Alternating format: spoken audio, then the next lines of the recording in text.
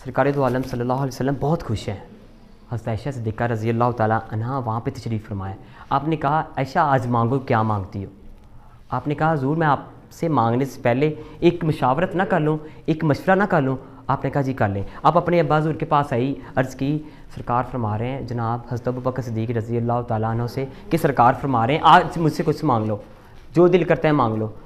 जनाब हज़रत अबू बकर सिद्दीक़ रज़ी अल्लाह ताला अन्हु ने कहा कि आप जाकर सरकार से उन मेराज के राज़ों में से एक राज मांग लें। आप वापस आई, आपने कहा हुज़ूर जो मेराज के राज हैं उनमें से एक राज बता दें। आपने फरमाया वो राज ये है, जिस बंदे ने, जिस शख्स ने दो टूटे हुए दिलों में जिनमें लड़ाई थी उनमें सुलह करवा दी, उस पर जन्नत वाजिब है, उस पर जन्नत वाजिब है। अब नहीं, आपने ये हदीस पाक सुनी, वापस आ गई अपने अब्बा हुज़ूर से, ये आपने अर्ज़ की, आपके अब्बा हुज़ूर मुस्कुराने लगे। थोड़ी देर बाद वो परेशान हो गए, रोने लग पड़े। आपने उनसे रोने की वजह पूछी, उन्होंने कहा जो बंदा दो बंदों में जिनमें लड़ाई थी सुलह करवा दी उस पर तो जन्नत वाजिब है, मगर जिसने दो दिलों में फसाद करवा दिया है, जिसने लड़ाई करवा दी उस पर की फिर क्या वाजिब है। जैसे आप बहन भाई हैं, मेरी भी एक दफ़ा ऐसी क्लास थी, किसी क्लास में पढ़ता था, मुझसे मिस यकीन मानने इतनी बड़ी गलती हो गई। अब एक बंदा था, कई लोग क्लेवर ज़्यादा होते हैं, वो आपको यूज़ कर लेते हैं, इस चीज़ को आपने अपने माइंड में रखना है, वो यूज़ कर लेते हैं। उसने मुझे क्या कहा, उसने कहा आपने ये जुमला, ये सेंटेंस अपने बहन भाइयों में बोलना है। मुझे समझ नहीं थी, शौर नहीं था, मैंने वो जुमला लिया, मैंने बहन भाइयों के सामने बोल दिया। अब जब वहाँ उस क्लास में मेरी बहनें थी, अब वो सुन रही थी, सब शर्मिंदा हो गए कि इस भाई ने हमारे लिए ये बोला है, इतना नाजेबा अल्फाज थे। सब बंदों ने कहा यार तुमने ये क्या किया यार, ये बहुत बुरा काम किया है। अब मैं वहाँ से निकला हूँ, मैं घर आकर रोने लग पड़ा हूँ, यार मुझसे क्या काम हो गया है, मैंने किसी बहन के साथ ये किया है। अब मिस मुझे पूरी रात नींद नहीं आ रही कि मैं क्या करूँ, मेरे तो सीने में आग लग गई है। सुबह मैं उठा हूँ, अपने क्लास में गया हूँ, मैंने दोस्त को कहा कि यार मैं इनसे माफ़ी मांगना चाहता हूँ, क्या करूँ। अब मैम आई है, मैंने कहा मैम मैं अपने बहन भाइयों से माफ़ी मांगना चाहता हूँ, मुझसे गलती हुई है। मैम ने कहा चलें आप सामने आए। आप यकीन करें मैंने सबसे माफ़ी मांगी, मैंने कहा मुझसे बहुत बड़ी गलती हुई, मैं इंसान हूँ, मुझे माफ़ कर दें। यकीन करें सब ने मेरे लिए क्लैपिंग की। मैम ने मुझे कहा ये बहुत बड़ी बात है, ये बहुत बड़ी बात है। वो मैम सैयदजादी थी, उन्होंने फरमाया ये बहुत बड़ी बात है कि गलती करने के बाद आपको निदामत के आंसू आ जाए, आप माफ़ी मांग लें। मैंने माफ़ी मांगी, बहुत खुश हुए। समटाइम्स हमसे छोटी छोटी गलतियाँ हो जाती हैं, छोटी छोटी गलतियाँ हो जाती हैं, किसी बहन या किसी भाई से ऐसे अल्फाज बोले जाते हैं, किसी का दिल हर्ट हो जाता है। आपने क्या करना है आज उनसे सरकार दो आलम सल्लल्लाहु अलैहि वसल्लम आपने फरमाया अगर माफ़ी मांगने से तुम्हारी इज़्ज़त कम होती है, क़यामत के दिन मुझसे ले लेना। क़यामत के दिन इशफाक साहब ज़ाविया 2 में लिखते हैं, एक चौधरी साहब थे, उनकी कोई चीज़ गुम हो गई। जब चीज़ गुम हुई उन्होंने उसका इल्ज़ाम शक की बुनियाद पर किसी गरीब पे लगा दिया। जब किसी गरीब पे लगाया है, अब काजी साहब ने उस गरीब को ना उस जो वहाँ पे अदालत थी उसमें बुला लिया। अब गरीब शख्स वहाँ पे आ गया, काजी साहब ने कहा कि आपने चौधरी साहब की जो चोरी की है वो चीज़ वापस कर दें। अब गरीब शख्स कह रहा है हुजूर मैंने कैसे चोरी की है, मैं चोर नहीं हूँ। काजी साहब ने कहा अगर आप नई चीज़ देते फिर आपको सज़ा होगी। अब पूरे उस मजमे में ना उस काजी साहब ने ये सज़ा सुनाई कि चौधरी साहब आएँ, इनको कोरे, इनको स्टिक्स मारें।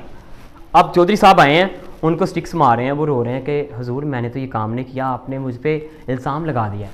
अब वो सज़ा आपको मिल गई, आप घर आ गए। वो गरीब शख्स अपनी बीवी से कह रहा है कि मेरे साथ कैसा जुल्म हुआ है, एक मुझे मारा गया है, दूसरा मेरी इज़्ज़त को उछाला गया है। अब कुछ दिन गुजरे हैं, चौधरी साहब की जो चीज़ गुम हुई है उसको घर से मिल गई है। अब चौधरी साहब परेशान हो गया कि मैंने किसी के साथ ऐसा जुल्म किया है, सरे बाज़ार उसकी इज़्ज़त को कुचला है। चौधरी साहब उसी टाइम ना मुफ्ती साहब के पास चले गए। मुफ्ती साहब से पूछा कि मैंने इस आदमी के साथ ये काम किया है, मैं क्या करूं। मुफ्ती साहब ने कहा कि आपने गैर शरई काम किया है, शरीयत में इसकी इजाज़त नहीं है, जब तक आपको किसी का जो कसूर है उसमें प्रूफ ना मिल जाए आप किसी को सज़ा नहीं दे सकते। अब चौधरी साहब ने क्या किया, फ़ौरन दोबारा मजमा इकट्ठा किया, काजी साहब को बुलाया कि मुझसे गलती हुई है। वो गरीब शख्स आ गया, चौधरी साहब ने उससे माफ़ी मांगी है कि मुझसे बहुत बड़ी गलती हुई है, मुझे माफ़ कर दें। अब वो गरीब शख्स था, उसने कहा मैंने आपको माफ़ कर दिया है। वो कहते नहीं, माफ़ी मेरी ताब है, अगर आप आएँ मुझे आकर मारें, आप मुझे ये जो स्टिक्स हैं ये मारें। वो गरीब शख्स था, कहता है हुजूर आपने मुझसे माफ़ी मांग ली है, मैं आपको माफ़ कर देता हूँ। अब चौधरी साहब घर चले गए हैं, वो गरीब शख्स भी घर चला गया। चौधरी साहब को सुकून नहीं मिल रहा, اس کے اندر اس کے سینے میں آگ لگی ہوئی ہے، یار میں نے کسی کی عزت کو سرے بازار کچلا ہے۔ اب چودھری صاحب اٹھے ہیں، اس کے گھر چلے گئے، چودھری صاحب نے اس کو بلایا کہ مجھے ایک دفعہ پھر معاف کر دو۔ وہ کہتے ہیں چودھری صاحب میں نے تو آپ کو بڑی دیر کا معاف کر دیا ہے۔ چودھری صاحب کہتے نہیں، میری معافی تب ہے، میری معافی تب ہے جب تک میری سانس میں سانس ہے، جب تک میری سانس میں سانس ہے میں آپ کا نوکر ہوں، آپ نے مجھے حکم دینا ہے، میں نے آپ کے کام کرنے ہیں۔ وہ کہتا ہے چودھری صاحب آپ نے معافی مانگ لی، میں نے آپ کو معاف کر دیا ہے، مگر اس اندر سے آواز اس کی بیوی کہتی ہے نوکر آ رہا ہے اس کو رکھ لو۔ میں نے اس چیز سے کیا سیکھا ہے، ایک چودھری جس سے ایک غلطی ہو گئی ہے وہ کہتا ہے میری غلطی تب معاف ہوگی جب تک میری سانس میں سانس ہے، میں آپ کا نوکر ہوں، میں آپ کا جب شبرات کا دن آتا ہے مجھے پتا چلا کہ اس دن بندے کے اعمال مالک کی بارگاہ میں پیش ہوتے ہیں، کہ یہ پتہ چلا جاتا ہے کہ کن لوگوں نے جینا ہے، کن لوگوں نے مرنا ہے، کن لوگوں نے آنا ہے۔ اب جب میں نے یہ چیز سمجھی پڑھی، 2 بندے مجھ سے ناراض تھے، آپ بلیو کریں میری ان کے ساتھ لڑائی ہوئی تھی، دونوں میرے بہت اچھے دوست تھے۔ میں نے بائک لی اپنے بھائی سے، میں سیدھا ان کے گھر پہنچا ہوں، میں نے دونوں سے معافی مانگی ہے۔